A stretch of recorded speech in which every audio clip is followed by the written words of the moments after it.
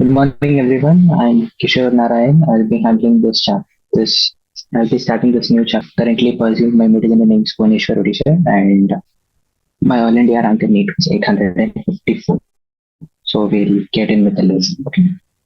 So this chapter is biomolecules. நம்ம இன்னைக்கு இந்த புது லெசன் நம்ம பார்க்க போறோம். என்ன லெசன் இது? பயோமாலிகூல்ஸ் அப்படின்னு ஆரம்பிச்சிருக்கோம். அப்படின்னா முதல் இந்த பேருக்கு அர்த்தம் என்னப்பா? பயோ மாலிகூல்ஸ்னா என்னது? பயோனா என்னது? நமக்கு தெரியும், வாழ்க்கை. வாழ்க்கை அல்லது உயிரினம், உயிரோடு இருக்கக்கூடிய ஏதோ ஒரு விஷயத்தோட சம்மந்தப்பட்டதுன்னா இப்போ பயோங்கிறது சரி. மாலிக்யூல் என்னது?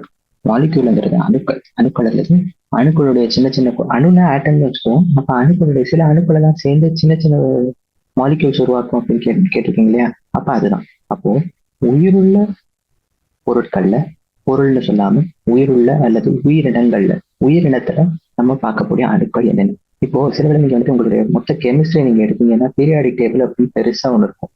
அந்த பீரியாடிக் டேபிள்ல இருக்கிற எல்லா ஆட்டமுமே வந்துட்டு உங்க உடம்புல பணம் இருக்காது. உதாரணத்துக்கு நம்மளுடைய உடல் பெருவாரியான உடற்பகுதி இந்த 6 எலிமெண்ட்டுகளால உருவானது. இந்த 6 எலிமெண்ட்டுகளால உருவானது. என்னெல்லாம் இந்த 6? Carbon, hydrogen, nitrogen, oxygen, phosphorus, sulphur அப்படிங்கிற இந்த 6 எலிமெண்ட்டுகளால மட்டும்தான் உருவானது. மிச்சம் எல்லாமே இப்போ உதாரணம் மிச்சம் இருக்கும் தான். ஏன்னா பெருவாரியான பகுதி இதால உருவானது. மிச்சது அயன் இருக்கும், காப்பர் இருக்கும், கால்சியம் இருக்கும், மக்னீசியம் இருக்கும், மேங்கனீஸ் இருக்கும். இந்த மாதிரி பல பல பல பல எலிமெண்ட்டுகள் வந்துகிட்டே இருக்கும். ஆனா சில வேளையில சில எலிமெண்ட்டுகள் நம்ம பார்க்க முடியாது. உடம்புல தங்கம் இருக்குமா? இருக்காது. உடம்புல வெள்ளி இருக்குமா? இருக்காது. உடம்புல மாதிரி சிலதெல்லாம் இருக்காது. அப்ப எதுல இருக்காது? இதெல்லாம் உயிரினத்துல இருக்காது. அப்போ உயிரினத்துல நம்ம பார்க்கக்கூடிய என்னெல்லாம் ஆட்டம் இருக்கோ அது ஒரு பக்கமாகவும், உயிரினத்துல பார்க்க முடியாத ஆட்டம் அல்லது எலிமெண்ட் என்னெல்லாம் இருக்கோ அது ஒரு பக்கமாகவும் நம்மளால நல்லா ரொம்ப தெளிவா நம்மளால பிரிக்க முடியும் அப்படிங்கிறது இதுல இருந்து நம்ம புரிஞ்சுக்கணும். அப்போ இது வந்துட்டு ரொம்ப பயாலஜியும் கெமிஸ்ட்ரியும் சேர்ந்த மாதிரியே இருக்கும். உண்மையை சொல்ல போனா உங்களுடைய 12ஆம் வகுப்புக்கு நீங்க போறப்போ நீங்க உங்களுடைய கெமிஸ்ட்ரியில திருப்பி இதே பாடத்தை படிப்பீங்க. பயோமாலிகூல்ஸ் அப்படிங்கிற இதே பேரை வச்சு நீங்க படிப்பீங்க. ஆனா அங்க நீங்க படிக்கிறப்போ கெமிஸ்ட்ரி சம்பந்தமான எல்லா விஷயத்தையுமே படிப்பீங்க. ஆனா இங்க நீங்க படிக்கிறப்போ இப்போதைக்கு நம்ம எல்லாமே பயாலஜிக்கல் அல்லது உயிரினத்துக்கு சம்பந்தமான என்னெல்லாம் விஷயம் இருக்கோ அந்த பொருட்களை மட்டும் படிச்சுட்டு நம்ம இதனுடைய ரசாயன கலவைகள் அல்லது இதனுடைய வடிவங்கள் அதெல்லாம் நம்ம இப்போதைக்கு விட்டுருவோம். அந்த அளவுக்கு நம்ம படிக்க மாட்டோம் பயாலஜி. நீங்க வந்துட்டு உங்களுடைய ரசாயன அறிவியல் எடுத்தப்போ அங்க வந்துட்டு நீங்க படிப்பீங்க. உயிரியல்ல இது அந்த அளவுக்கு வராது. வேதியியல்ல தான் ஜாஸ்தியா உங்களுக்கு பயோமாலிகூல்ஸுடைய வடிவங்கள் எல்லாம் வரும். இப்போதைக்கு எந்த உயிரினத்துல எவ்வளவு இருக்கு, என்ன இருக்கு, எப்படி இருக்கு, என்ன எப்படியெல்லாம் கட்டமைக்கப்பட்டிருக்கு, இது இல்லைன்னா என்ன ஆகும், இது நம்மளுடைய உடல்ல என்னெல்லாம் செயல்பாடுகளை செய்யுது, எதெல்லாம் சீரா வச்சுக்குது, இது எவ்வளவு தேவை எவ்வளவு தேவையில்லை, இதை எப்படி கணக்கிடுறது, உடம்புல எவ்வளவு இருக்கு கணக்கிடுறது அப்படிங்கிற மாதிரி பொருட்களை மட்டும் நம்ம படிச்சுட்டு இந்த லெசனை உயிரியல் பொறுத்த வரைக்கும் உயிரியல்ல நம்ம மூடி வச்சிருவோம் இந்த பாடத்தை. சரிங்களா? அப்ப நம்ம இப்போதைக்கு ஆரம்பிக்கும் என்னெல்லாம் இருக்கு. முதல் பாருங்க, இதுல இந்த பாடத்தை உங்களுக்கு 9ஆ பிரிச்சிருக்காங்க. இந்த பாடத்தை எவ்வளவு பொருட்களா பிரிச்சிருக்காங்க அப்படின்னா 9ஆ பிரிச்சிருக்காங்க. என்னெல்லாம் இருக்கு உங்களுக்கு இந்த பாடத்துல?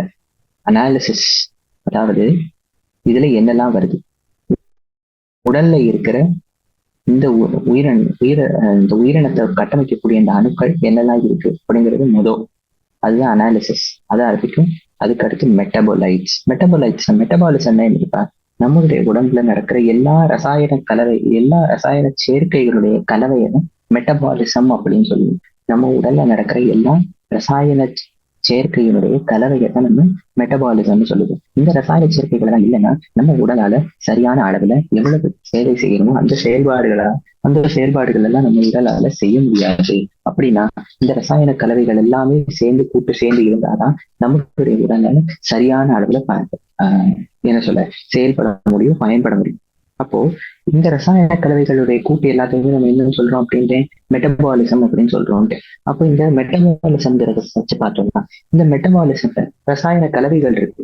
ரசாயன கலவைகள்ல ஒரு கோட்பாடு நீங்க எழுதுறீங்கன்னு ரியாக்ஷன் அப்படின்னு நடக்குதா?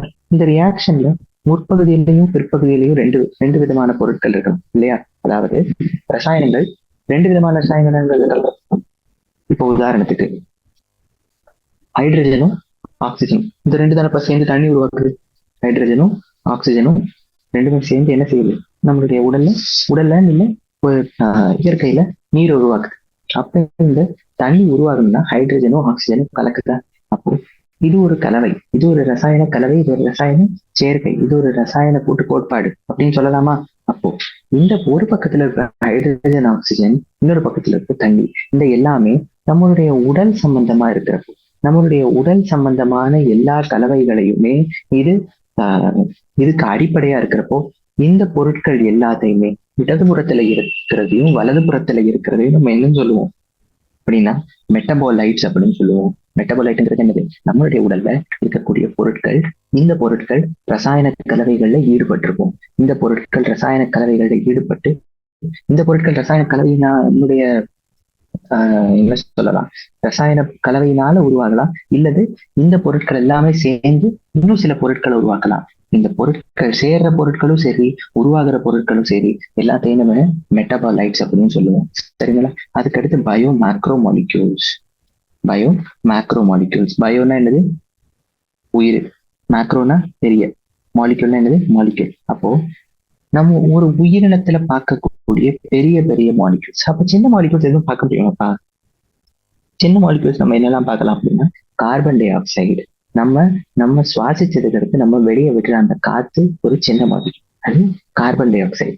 ஆக்சிஜன், அது ஒரு சின்ன மாலிக்யூல். இதெல்லாமே சின்ன சின்ன மாலிக்யூல்ஸ். அப்ப பெரிய பெரிய மாலிக்யூல்ஸ் தான் என்னெல்லாம் இருக்கு அப்படின்னா, நம்ம சாப்பிடக்கூடிய பொருட்கள்ல இருக்க பெருவாரியான பகுதி பெரிய பெரிய மாலிக்யூல்ஸ்னாலதான் உருவானது. அதனாலதான் நம்ம உடலுமே பெருவாரியான பகுதி பெரிய பெரிய மாலிக்யூல்ஸ்னாலதான் உருவாகுது. என்ன பெரிய பெரிய மாலிக்யூல்ஸ்? பெரிய மாலிக்யூல்ஸ் தான் நான் என்ன சொல்ல வரேன் அப்படின்னா, carbohydrate, protein, nucleic acid, lipids, enzymes, இது எல்லாமே தான் நம்மளுடைய பெரிய பெரிய மாலிக்யூல்ஸ். இந்த ஒரு பெரிய பெரிய மாலிக்யூலை நம்ம ரொம்ப தெளிவா ஆழமா அதுக்கு அடுத்து நம்ம படிப்போம். சரிங்களா? இப்போதைக்கு இதோடைய பேரை மட்டும் நான் எழுதுறேன். இது எல்லாமே உங்களுக்கு ஒரு செக்ஷனா வரும். செக்ஷனா என்னது? இது எல்லாமே உங்களுக்கு இந்த பாடத்துடைய பகுதிகளா வரும். சரிங்களா? இப்போதைக்கு நம்ம வந்துட்டு அந்த அளவுக்கு எல்லாத்துக்குள்ளேயும் நம்ம போக மாட்டோம். நான் முதல் உங்களுக்கு என்னெல்லாம் இருக்கு, இந்த ஒரு பகுதியிலுமே என்னெல்லாம் இருக்கு அப்படிங்கிறத மட்டும் நான் முதல் சொல்லி முடிச்சிடறேன். சரிங்களா? இதுக்கடுத்து இப்ப நியூக்ளிக் ஆசிட் இருக்கு. அதுக்கடுத்து நம்ம என்ன பார்ப்போம் அப்படின்னா, புரதத்தினுடைய வடிவம். புரோட்டீன் தான் என்னது? புரதமா? புரதத்தினுடைய வடிவம் இப்படி இருக்கு. புரதங்களுடைய வடிவம் இது ஒரு ரொம்ப ரொம்ப முக்கியமான ஒரு பகுதி இந்த லெசன்ல. நீங்க வந்துட்டு ஞாபகம் வச்சுக்க வேண்டியது, சரியான அளவுல நீங்க படிக்கணும். இதுவும் என்சைம்ஸும். என்சைம்ஸ்ல இருந்தும் புரத வடிவத்திலையும் பல பல பல பல கேள்விகளை கேட்கும். இந்த லெசன் ரொம்ப முக்கியமானது அப்படின்னா எதெல்லாம் இருக்கு அப்படின்னு சொல்லிட்டேன். இது ரொம்ப முக்கியம். இந்த பகுதியில இருந்து உங்களுக்கு என்ன வரலாம்? இந்த பகுதியில இருந்து உங்களுக்கு ஒரு டேபிள் இருக்கு. அந்த டேபிள் இருந்து கேள்விகளா வந்துகிட்டே இருக்கும். அதுக்கடுத்து உங்களுக்கு நியூக்ளிக் ஆசிட்ல இருந்து அந்த அளவுக்கு வராது, வரும் தான். ஆனா புரோட்டீன் ஸ்ட்ரக்சரும் உங்களுக்கு ரொம்ப முக்கியம். சரி, இந்த பகுதிகள் எல்லாமே உங்களுக்கு ரொம்ப ரொம்ப முக்கியமான பகுதிகள். அதனால இதெல்லாமே நல்லா நீங்க வந்துட்டு தியானம் கொடுத்து படிக்கணும். சரிங்களா? அதுக்கடுத்து இப்போ நம்மளுடைய லெசனுக்குள்ள நம்ம இப்போ உள்ள போக போறோம். உள்ள போறதுக்கு முன்னாடி முன்னுரை ஒரு தடவை பார்த்துருவோம். உலகத்தில் இருக்கிற எல்லா உயிரினங்கள்லையுமே பல விதமான வேறுபாடுகள் இருக்கு. இந்த எல்லா உயிரினங்களும் ஒரே விதமான பொருட்களால உருவானதா? இல்ல, இது எல்லாமே ஒரே விதமான எலிமெண்ட்டும் ஒரே விதமான காம்பவுண்ட்னாலே உருவானதா அப்படின்னு கேட்கிறோம். அப்ப இதை நம்ம பார்த்தோம்னா, இப்போ உதாரணத்துக்கு நம்ம அப்ப எப்படி இதை வந்துட்டு படிக்கிறது? அப்போ எல்லாத்துக்குள்ளயும் ஒரே விதமான எலிமெண்ட்டும் ஒரே விதமான காம்பவுண்டும் இருக்கா அப்படிங்கிறத நம்ம எப்படி படிக்கிறதுப்பா அப்படின்னா, அதுக்கு ஒண்ணும் இல்லை. ஒரு டிஷ்யூ எடுத்துக்கணும். ஒரு சின்ன திசு எடுத்துக்கணும். எதோடைய திசு எடுத்துக்கிறது? தாவரத்தினுடையதா மிருகத்தினுடையதா? இல்ல தாவரத்தினுடையதா மிருகத்தினுடையதா அப்படின்னு பார்த்தோம்னா, எந்த திசுவா வேணா இருக்கு. நம்ம எந்த திசுவா வேணா இருக்கு. ஒருவேளை நமக்கு இந்த தாவரத்தினுடைய திசு கிடைக்கல, மிருகத்தினுடைய திசு கிடைக்கல அப்படின்னா, கிருமிகளுடைய கூட்டு, அந்த ஒரு கிருமி கலவையை கூட நம்ம படிக்க ஆரம்பிச்சோம்னா, என்னெல்லாம் எலிமெண்ட் இருக்கு இந்த இதனுடைய உடல்கள் எல்லாம் அப்படின்னு நம்ம படிக்க ஆரம்பிச்சோம்னா, நமக்கு ஒரு பெரிய லிஸ்ட் ஒன்று வரும் இல்லையா? நமக்கு ஒரு பெரிய லிஸ்ட் வரும். இந்த எலிமெண்ட் என்னெல்லாம் இருக்குன்னா, கார்பன் இருக்கு, ஹைட்ரஜன் இருக்கு, ஆக்சிஜன் இருக்கு, இந்த மாதிரி பல பல எலிமெண்ட்டுகள் வருது. இப்ப இந்த எல்லாமே இந்த எல்லாமே இந்த லிஸ்ட்டை நம்ம உருவாக்குறப்போ இந்த லிஸ்டோட சேர்த்து நம்ம இன்னொன்னு என்ன எழுதலாம் அப்படின்னா, ஒரு உயிரினத்துல கார்பன் எவ்வளவு இருக்கு, ஹைட்ரஜன் எவ்வளவு இருக்கு, ஆக்சிஜன் எவ்வளவு இருக்கு அப்படின்னு நம்ம வேறுபடுத்தி கூட சொல்ல முடியும். ஒரு உயிரினத்திலையும் இந்த அளவுக்கு கார்பனும், இந்த அளவுக்கு ஹைட்ரஜனும், இந்த அளவுக்கு ஆக்சிஜனும், இந்த அளவுக்கு நைட்ரஜனும், சல்பரோ, பாஸ்பரஸோ, கால்சியமோ, அயனோ, மெக்னீசியமோ இருக்கு அப்படின்னு வேறுபடுத்தி சொல்ல முடியும். அப்போ இது ஒரு உயிருள்ள ஒரு உயிரினத்தினுடைய திசுல இருந்து நம்ம எடுக்கிறப்போ ஒரு லிஸ்ட் வரும்.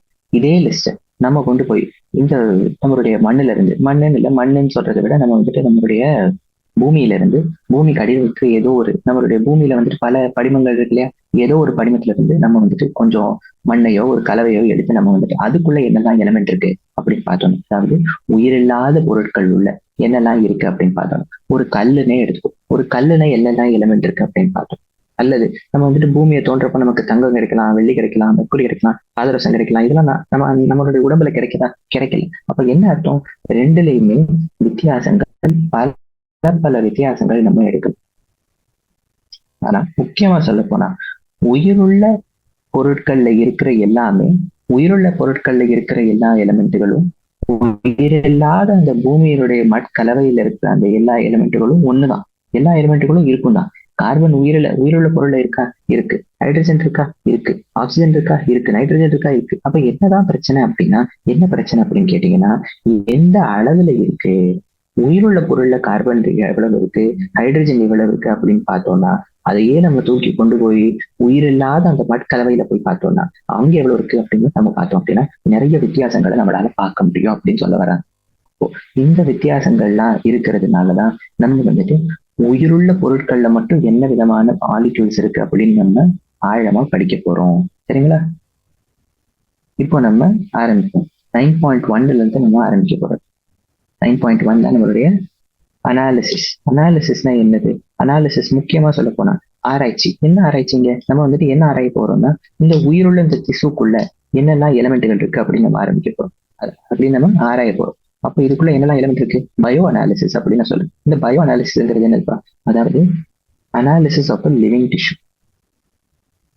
இந்த டிஷ்யூ உனக்கு எங்க இருந்து கிடைக்கும்? நம்மளுடைய உடல் வந்து எப்படி டிஷ்யூ எடுக்க முடியுமா? நம்மளுடைய தோல்ல இருந்து ஒரு சின்ன சதை லேயரை எடுத்தா கூட அது கூட டிஷ்யூ தான். நம்மளுடைய ஈரல்ல இருந்து ஒரு சின்ன லேயர் எடுத்தா அது கூட டிஷ்யூ தான். நம்மளுடைய உடல் இருக்க தசைகளோ, நரம்புகளோ, ரத்த குழாய்களோ ஏதோ ஒண்ணு டிஷ்யூ தான். வயிற்றுல இருக்கிற லேயர் டிஷ்யூ தான். எல்லாமே ஒரு டிஷ்யூ தான். அப்ப இந்த எல்லா டிஷ்யூக்குள்ளயுமே வந்துட்டு பல விதமான மாலிக்யூல் இருக்குமா, எலமெண்ட் இருக்குமா, அது எல்லாமே எவ்வளவு இருக்கு அப்படின்னு நம்ம கணக்கிட போறோம். ஆனா இவ்வளவு நம்ம யோசிக்காம ஒரு சின்ன தாவரத்தை எடுத்துக்கணும். என்ன தாவரம் எடுத்துக்கிறது, என்ன எடுத்துக்கிறதுன்னா ஒரு கத்திரிக்காய் எடுத்துக்கும். ஏதோ ஒரு காய்கறியை எடுத்து அதுல இருந்து கூட நம்ம வந்துட்டு இந்த கெமிக்கல் அனாலிசிஸ் செய்ய முடியும். என்ன வேணும் அதுக்கு அப்படின்னா ஒரு லிவிங் டிஷ்யூ வேணும். அவ்வளவுதான். ஏதோ ஒரு லிவிங் டிஷ்யூ வேணும். ஏதோ வச்சு நம்ம செய்யலாம். என்ன செய்யணும்? இந்த லிவிங் டிஷ்யூவை தூக்கி ட்ரைக்ளோரோ அசிட்டிக் ஆசிட், பேரு ரொம்ப முக்கியம், பல பல பல முறை பரீட்சையில கேட்டிருக்கான். ட்ரைக்ளோரோ அசிட்டிக் ஆசிட் டிசிஏன்னு கொடுப்பான். டிசிஏன்னு கொடுப்பான். Trichloro acetic acid. இந்த அமிலத்தை நம்ம கலைக்கும். எதுல கலக்கிறோம் அப்படின்னா நம்மளுடைய டிஷ்யூவோட கலக்கிறோம். இந்த அமிலத்தையும் டிஷ்யூவையும் நம்ம கலக்கி என்ன செய்யணும்? ஒரு உலக்கையை எடுத்து டொங்கு அடிக்கணும். என்னது? ஒரு மோட்டார் அண்ட் பெசில் எடுத்துக்கணும். ஒரு உரல் எடுத்து அந்த உரல்ல போட்டு பூராத்தையும் குறைக்கணும். எல்லாத்தையும் என்ன செய்யணும்? அது பூராமே நஞ்சு போனதுக்கு அடுத்து எல்லாமே நம்ம வந்துட்டு அடிச்சு சின்ன சின்ன துண்டாவோ ஆக்குனதுக்கு அடுத்து என்ன செய்யணும் அப்படின்னா நமக்கு ஒரு திக் ஸ்லரி கிடைக்கும். ஸ்லரின்னா என்னப்பா? ஸ்லரி அல்லது பேஸ்ட் வந்து கிடைக்கும் இல்லையா? காய்கறியை தூக்கி உரல்ல போட்டு அடிச்சுக்கிட்டே இருந்தா, சின்ன ஒரு கத்திரிக்காய் சின்ன ஒரு துண்டு எடுத்துக்கிறேன், அதை போட்டு உரல்ல நசுக்கிறேன். என்ன ஆகும்? நசுங்கி பூரா தனியா ஓடுமா? அதுதான் நடக்குது. அப்ப அது ஒரு பேஸ்ட் மாதிரி உருவாக்கிடுமா? அவ்வளவுதான். அதுதான் சொல்ல வராங்க. அது ஒரு பேஸ்ட் மாதிரி உருவாக்கிடும். இப்போ அது கிடைச்சதுக்கு அடுத்து இதை நம்ம என்ன செய்யணும்னா ஸ்ட்ரெயின் பண்ணணும். ஸ்ட்ரெயினிங் தான் என்னது? ஜலிக்கிறது, ஃபில்டர் பண்றது. சரியா? ஸ்ட்ரெயின் தான் என்னது? ஜலிக்கிறது. அப்ப நம்ம அதை செய்யறோம். எதை செய்யறோம்? யூசிங் அ சீஸ் கிளாத்னா அது ஒரு மெல்லிய இது துணி. அவ்வளவுதான். சீஸ் கிளாத்னா இது தனியா எந்த ஒரு துணியும் கிடையாது. அது ஒரு மெல்லிய துணி அல்லது காட்டன். நீ வந்துட்டு பஞ்சு கூட ஒரு பஞ்சு நாள் உருவான ஒரு துணியை கூட எடுத்து நீங்க என்ன பண்ணலாம்? நீங்க வந்துட்டு இதை ஜலிச்சு எடுக்கலாம். அப்ப நீங்க இதை ஜலிச்சு எடுத்தீங்கன்னா என்ன நடக்கும்? உங்களுக்கு வந்துட்டு நீங்க இந்த துணி இப்படி வச்சிருப்பீங்க. நீங்க வந்துட்டு உங்க காய்கறியை நீங்க வந்துட்டு பூரா நறுக்கி இந்த மாதிரி நீங்க வந்துட்டு என்ன செய்றீங்க அப்படின்னா, நீங்க வந்துட்டு ஜலிக்கிறதுக்காண்டி கொட்டுறீங்க. என்ன ஆகும்? மேல சிலது படிஞ்சிரும். கீழானா சிலது தண்ணி மாதிரி கொட்டுமா? இப்ப இது வந்துட்டு எல்லாத்தையும் குடிக்கிறதுக்கு நம்ம இங்க ஒரு பாத்திரத்தை வச்சிருக்கோம்னு வை. இப்ப இங்க கீழே சிலது வந்து இங்க படிஞ்சிருமா? இங்க சிலது படிஞ்சிரும் இல்லையா? இங்க என்ன ஆயிரும்? சிலது படிஞ்சிரும். ஆமாதானே? அப்ப இங்க படிகிறதுக்கும் மேல இருக்கிறதுக்கும் ரெண்டு வித்தியாசமான பேர் இருக்கு. இங்க படிஞ்சிருக்கிற பொருளுக்கும் மேல இருக்கிற பொருளுக்கும் ரெண்டு வித்தியாசமான பேர் இருக்கு. இதுக்கு பேரு ஃபில்ட்ரேட். இதுக்கு பேர் என்னது? ஃபில்ட்ரேட். ஃபில்ட்ரேட்னா ஃபில்டர் ஆகி கீழே வந்து உட்கார்ந்தது, அதுக்கு பேரு ஃபில்ட்ரேட். இதுக்கு பேரு ரிட்டன்டேட். ரிட்டன்டேட்னா ரீடைன் ஆகுறது, அதாவது அங்கேயே தங்குறது. எங்க தங்குறது? துணிலேயே தங்கிடும். அது வந்துட்டு கீழே எல்லாம் இறங்கி வராது இல்லையா? அது துணிலேயே தங்க செய்யுது. அப்ப அதுக்கு பேரு ரிட்டன்டேட். கீழே இருக்கிறதுக்கு பேரு தண்ணியா வடிஞ்சு கொட்டுனா அந்த இதுக்கு பேரு தான் ஃபில்ட்ரேட் அப்படின்னு சொல்றோம். சரிங்களா? அப்ப இங்க என்னெல்லாம் இருக்குப்பா? நமக்கு ஒரு திக் ஸ்லரி கிடைக்குது, ஒரு பேஸ்ட் கிடைக்குது. அந்த பேஸ்ட்டை தூக்கி நம்ம வந்துட்டு வடிகட்டுறோம். வடிகட்டினதுக்கு அடுத்து கீழே வந்து என்னது வந்து படிகிற தண்ணிக்கு பேரு ஃபில்ட்ரேட். துணிலேயே படிஞ்சிருக்கிறதுக்கு பேரு ரிட்டன்டேட் அப்படின்னு ரெண்டா நம்ம பிரிக்கிறோம். இப்ப இந்த ரெண்டுக்குமே ரெண்டு வெவ்வேறு வித்தியாசங்கள் இருக்கு. முதல்ல இந்த ரிட்டன்டேட் அப்படின்னு இருக்கு இல்லையா? இந்த ரிட்டன்டேட்டுக்கு இன்னொரு பேரு இருக்கு, acid insoluble pool. Acid insoluble pool. ஆசிட்னா என்னது? அமிலம். அமிலத்துல நம்ம கரைக்க பார்த்தோம், ஆனா அது கரையல. அதாவது அப்ப என்ன சொல்ல வராங்க? அமிலத்துல கரையாத பகுதிக்கு பேருதான் ஆசிட் இன்சாலிபிள் பூல். அமிலத்துல கரையாததுனாலதான் அது வந்துட்டு மேல இன்னும் துணியில கட்டியா நிக்குது. அது இன்னும் துணியிலே நிக்குது. ஆனா அமிலத்துல கரைஞ்ச எல்லா பொருட்களுமே கீழே இறங்கி வந்துடும்.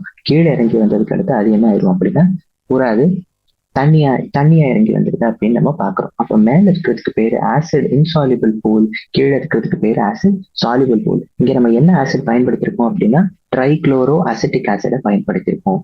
சரிங்களா? என்ன ஆசிட் பயன்படுத்தியிருக்கோம்? ட்ரைக்ளோரோ அசிட்டிக் ஆசிட நம்ம பயன்படுத்தியிருக்கோம். அப்ப இங்க இருந்து நம்ம பார்க்கலாம். இப்போ நம்ம இதை வந்துட்டு எடுத்துட்டோமா? இப்படி நம்ம ரெண்டு செக்ஷன் எடுத்திருக்கோம். என்னென்ன செக்ஷன் கொடுத்துருக்கோம்? ஒரு பகுதிக்கு பேரு ரிட்டன்டேட், இன்னொரு பகுதிக்கு பேரு ஃபில்ட்ரேட். ஒரு பகுதிக்கு பேரு ரிட்டன்டேட், இன்னொரு பகுதிக்கு பேரு ஃபில்ட்ரேட். இந்த ரிட்டன்டேட் பகுதி அமிலத்துல கரையல, ஃபில்ட்ரேட் பகுதி கரைஞ்சு தனியா ஓடிட்டு. நம்ம அதையும் பிடிச்சு வச்சிருக்கோம். இப்ப இந்த ரெண்டையுமே நம்ம இப்ப தனியா பிரிச்சு எடுக்கிறோம். இந்த துணியை அப்படியே நம்ம தூக்கி எடுத்து வேற எங்கிட்ட வைக்கிறோம். இந்த நம்மளுடைய இது இருக்கு இல்லையா, இந்த பீக்கர் இருக்கு இல்லையா, இந்த பீக்கரை தூக்கி தனியா எடுத்து இந்த பாத்திரத்திலேயே நம்ம அந்த ஃபில்டரேட் வச்சுக்கோம். இப்ப நம்ம ரெண்டா பிரிச்சுட்டோம். இப்போ இதுக்குள்ள என்னெல்லாம் எலிமெண்ட் இருக்கு, என்னெல்லாம் காம்பவுண்ட் இருக்கு அப்படின்னு நம்ம படிக்க முடியும். எப்படி படிக்கிறதுங்கிறது நமக்கு தேவையில்லை. எப்படி நம்ம எல்லாத்தையும் பிரிக்கிறோம், எப்படி வந்துட்டு இது இவ்வளவு இருக்கு அது அவ்வளவு இருக்கு அப்படின்னு நம்ம சொல்றோங்கிறது நமக்கு தேவையில்லை. அது உங்களுக்கு எக்ஸாம்ல கேட்க மாட்டான். அதே மாதிரி 11ஆம் வகுப்பு பாடத்துக்கு இது ரொம்ப ஜாஸ்தி.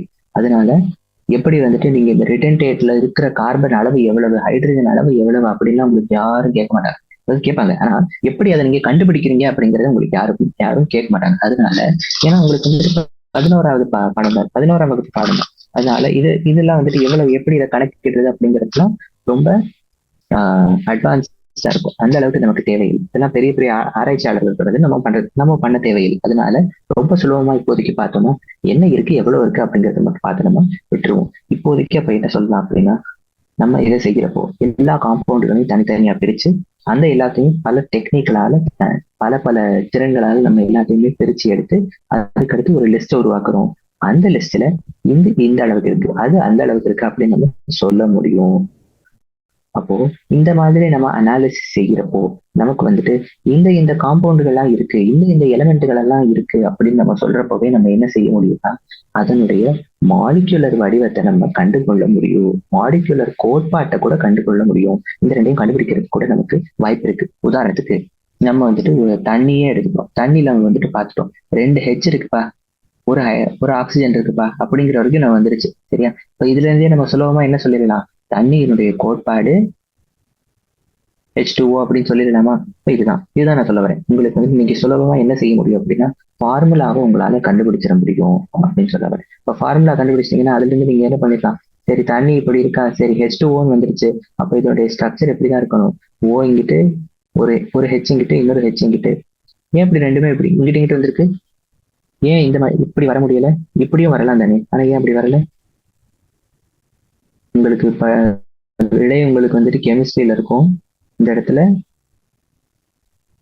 தனிச்சு நிக்கிற 4 எலக்ட்ரான்ஸ் இருக்கு. தனிச்சு நிக்கிற எலக்ட்ரான் ஜோடி, இங்கிட்ட ஒரு ஜோடி அங்கிட்ட ஒரு ஜோடி இருக்கு. இந்த 2 ஜோடியும் வந்துட்டு ஒன்னோட ஒண்ணு எதிர்த்து இங்கிட்டு தள்ளிட்டு இருக்கும். அதனாலதான் உங்களுடைய 2 ஹைட்ரஜன் இங்கிட்டு நழுவி இந்த பக்கம் வந்துருச்சு.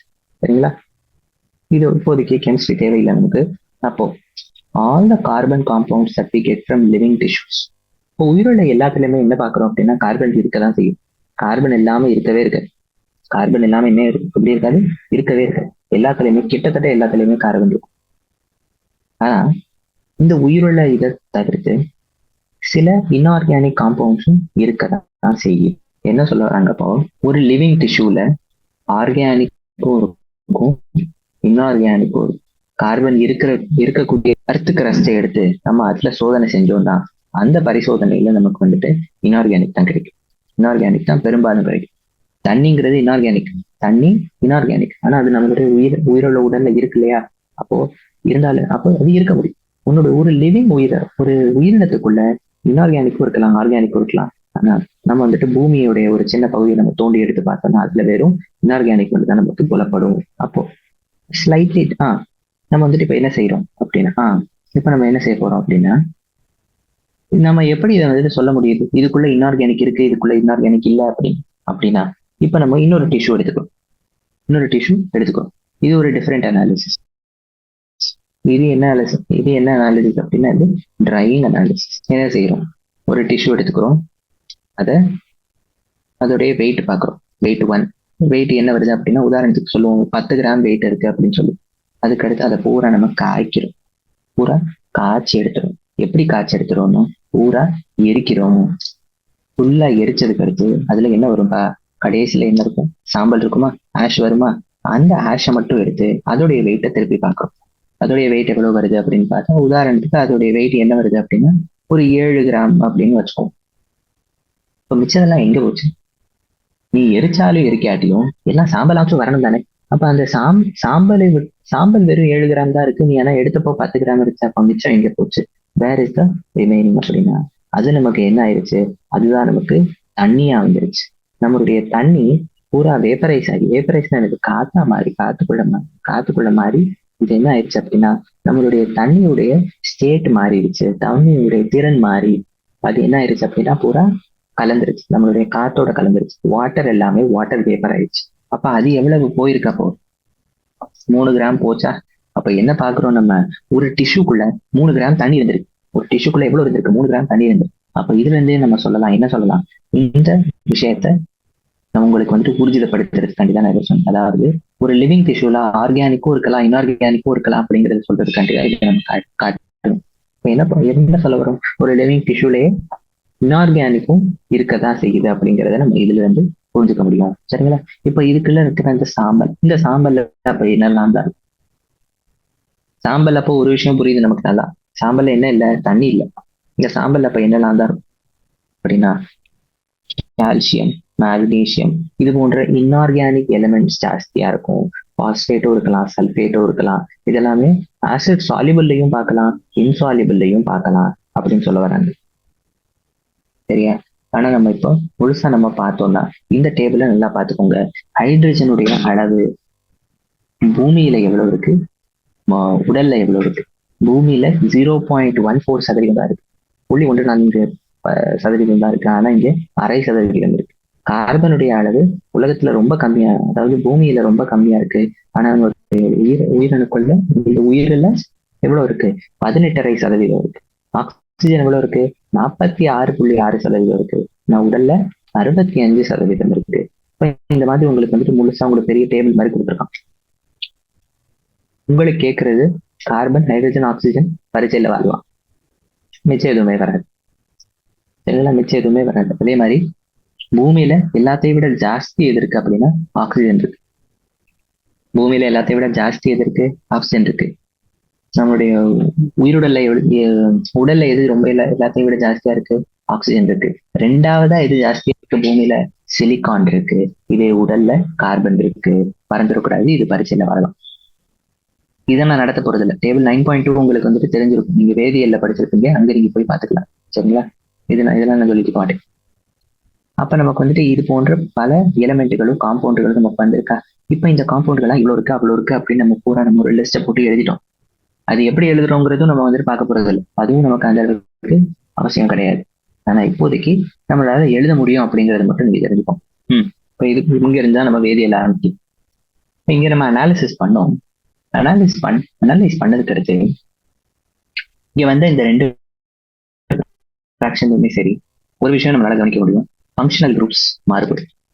ஃபங்க்ஷனல் குரூப்ஸ் என்னப்பா, இங்க கெமிஸ்ட்ரியில் நீங்க படிச்சிருப்பீங்க, ஆல், அல், ஈன், ஓயிக் ஆசிட் அப்படின்னு பல ஃபங்க்ஷனல் குரூப்ஸ் படிச்சிருப்பீங்க.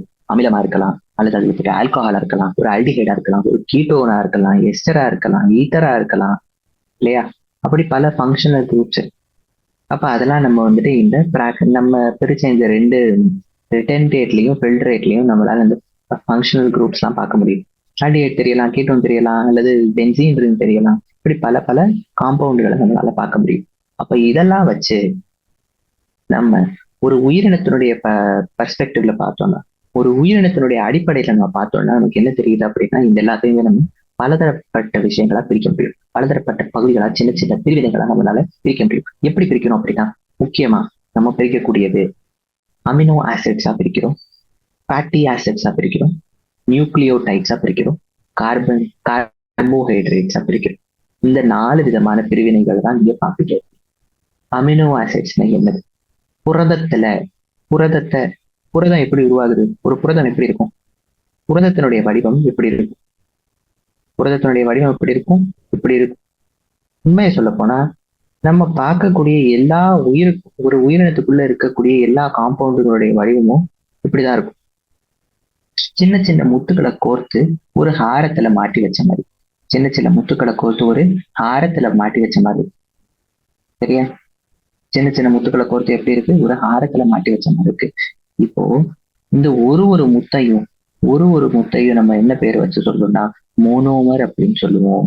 ஒரு முத்தையும் மோனோமர் அப்படின்னு சொல்லுவோம். மொத்த ஹாரத்தையுமே பாலிமர் அப்படின்னு சொல்லுவோம். ஒரு முத்தையும் மோனோமர்னு சொல்லுவோம், மொத்த ஹாரத்தையுமே பாலிமர்னு சொல்லுவோம். அப்ப இந்த ஒரு முத்தையும் நம்ம மோனோமர்னு சொல்றப்போ என்ன சொல்லலாம்? பல மோனோமர்கள் சேர்ந்துதான் ஒரு பாலிமரை உருவாக்குது. இப்ப பல மோனோமர் அப்படிங்கிறது, மோனோமர்ங்கிறது ஒரு யூனிட்டா என்னதுப்பா? ரொம்ப சிம்பிளான ஒரு பகுதி. ஒரு ஹாரத்தினுடைய எல்லாத்தையும் விட சிம்பிளா எந்த பகுதி திருப்பி திருப்பி சேர்ந்து ஒரு ஹாரத்தை உருவாக்குதுன்னா அந்த முத்துதான். அப்ப அந்த முத்துதான் யூனிட் ஆஃப் த ஹாரம். அந்த ஹாரத்தினுடைய யூனிட் எது அப்படின்னா அந்த முத்துதான். இப்போ மோனோமருங்கிறது ஒரு பாலிமருடைய யூனிட் அப்படின்னு ஞாபகம் வச்சுக்கிறோம். அமினோ ஆசிடுங்கிறது இங்க மோனோமர். மறந்தாங்க, அமினோ ஆசிடுங்கிறது இங்க மோனோமர். இந்த அமினோ ஆசிடுங்கிறது மோனோமர். இந்த அமினோ ஆசிட்ஸ் பலத்து சேர்ந்துதான் என்ன உருவாக்குது அப்படின்னா ஒரு பாலிமரை உருவாக்கிடுவோம். அமினோ ஆசிட் சேர்ந்துதான் என்ன உருவாக்கிடுவோம்? ஒரு பாலிமரை உருவாக்கிடும். அந்த பாலிமருக்கு பேரு தான் புரோட்டீன். அமினோ ஆசிடுகளால உருவான ஒரு பாலிமர் தான் புரோட்டீன்.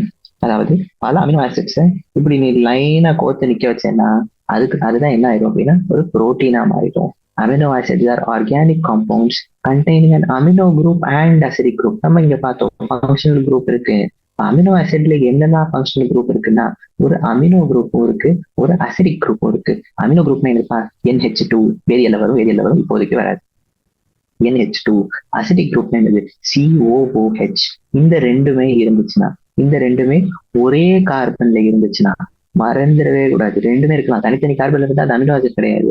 இந்த ரெண்டுமே சேர்ந்து ஒரே கார்பன்ல இருந்துச்சுன்னா அந்த கார்பனுக்கு பேர் ஆல்பா கார்பன்.